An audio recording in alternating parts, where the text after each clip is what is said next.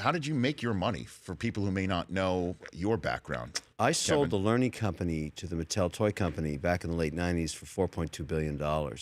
That was the first of many deals. I've had some great successes. That was one of them, and great failures, and that's just the nature of entrepreneurialism. You get some winners, you get some losers, but you keep going. And then how'd you hook up with Shark Tank?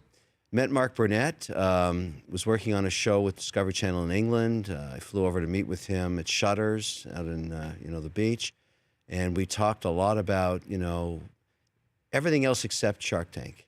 But we became friends, and he said, why don't we try this? And in the first 3 years, nobody watched it. You couldn't get a dog to watch Shark Tank. Is that right? And the show was canceled 3 years in a row, and in the fourth year, it exploded because I think it was timed with what was happening in the economy, where we were having a major catastrophe in the financial sector. Mm-hmm. Remember the whole meltdown in the market.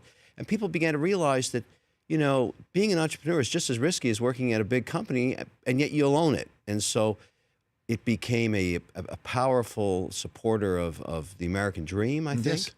And, what are you watching when you watch Shark Tank? People ask me this all the time. You're watching the pursuit of freedom. What does it mean to be successful in America? You're free.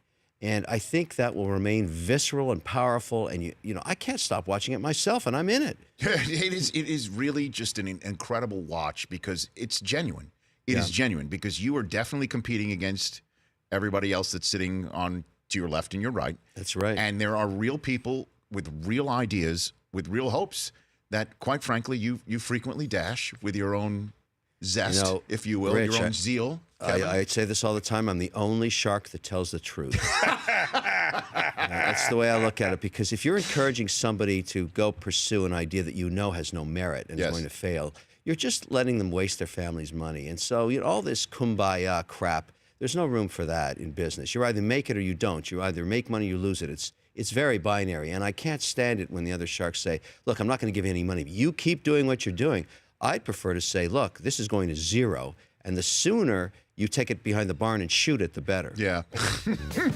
The Rich Eisen Show, weekdays at noon Eastern on radio stations across the country and audience.